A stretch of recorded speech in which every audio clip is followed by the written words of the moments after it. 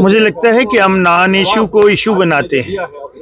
हमेशा कोई भी मुल्क और रियासत वो लोन लेने पड़ते हैं, और ये जो शासकी की स्कीम है, मुझे लगता है हमें अप्रिशिएट करना चाहिए।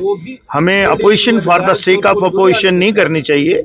ये 50 साल का लोन दे रही है हमें गवर्नमेंट ऑफ इंडिया, और इंटरेस्ट फ्री है। अगर यहाँ हमारी डेवलपमेंट होती है तो मुझे लगता है कि हमें इन चीजों को देखना चाहिए।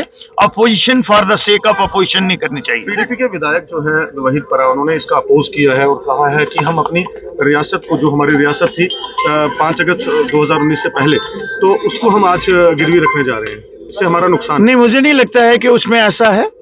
आप दूसरी भी जो प्रॉस्पर स्टेट्स हैं, अगर उनको भी देखेंगे, इवन कंट्रीज भी जो है वो वर्ल्ड बैंक से या दूसरी ऑर्गेनाइजेशन जो है वहां से लोन लेते हैं, और जो नीड बेसिस पे जो इंफ्रास्ट्रक्चर है और शासकी जो है, मुझे लगता है कि अब उसमें फ्लड में 1431 करोड़ रुपए की आई है, और जो हमारे प्रोजेक्ट ऑनगोइंग है उनके लिए वो हमें सपोर्ट सप्लीमेंट हो रही है। सर, शासकीय स्कीम की अगर हम बात करें तो शासकीय स्कीम हमेशा से ही स्टेट्स को जो है वो लागू होती है। ऐसे में हम मान लें कि जल्द ही जम्मू कश्मीर को स्टेटहुड मिलने वाली है। ये हमेशा नहीं लागू होती है, इसको स्टेटहुड से मत जोड़िएगा।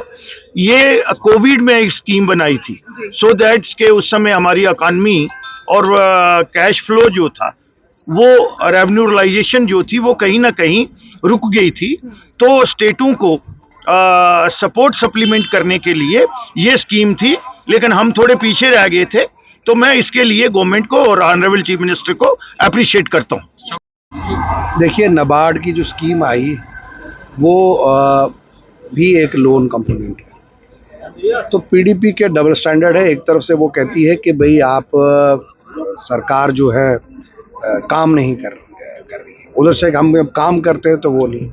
उनका खुद अपना डबल स्टैंडर्ड है। पीडीपी को ये परेशानी है कि आने वाले वक्त में जम्मू कश्मीर के अंदर डेवलपमेंट का दौर होगा, जम्मू कश्मीर में तरक्की होगी, जम्मू कश्मीर के रास्ते, सड़कें और पुल, हॉस्पिटल, ये सब जो हैं जब अपग्रेड होंगे, जब सड़कें नई बनेंगी, लोगों को आराम मिलेगा, तो लोग खुद फैसला करेंगे क्या ये फैसला ठीक था या गलत था।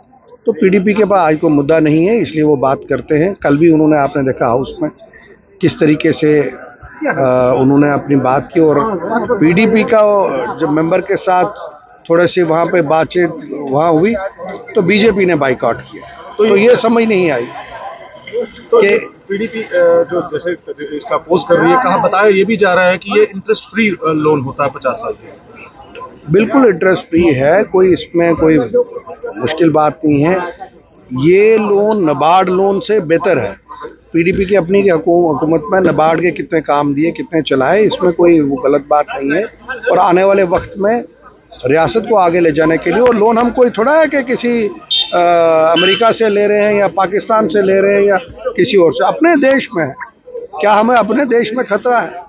क्या हमें अपने देश में मुश्किलात है? मैं तो बड़ा हैरान होता हूँ जब इस किस्म की बात। पाकिस्तान की हालत देख रहे हैं आप, किस तरीके से अलग अलग जगहों से लोन लेकर उसकी आज ये हालत दुर्दशा हो चुकी है। बिल्कुल बिल्कुल, पाकिस्तान ने बाहर के मुल्कों से लिया हुआ है, इसीलिए उनकी हालत ख़राब है। पाकिस्तान की अपनी कंडीशन इकोनॉमिकल ठीक नहीं है, लेकिन हमारे देश की इकोनॉमी जो है बेटर है। कोई वो नहीं है। दुनिया का ये एक विशाल देश है। अगर मैं कहूँ तो जो पहले 5 मुल्क है उसमें हमारा देश है। तो हमें अपने देश पे, इसका मतलब आपको अपने देश पे भरोसा नहीं है क्या? अपनी देश की इकॉनमी पे भरोसा नहीं है? और आप देखेंगे आने वाले वक्त में 2030 2035 में हिंदुस्तान जो है ये दुनिया में पहले दूसरे नंबर पे होगा।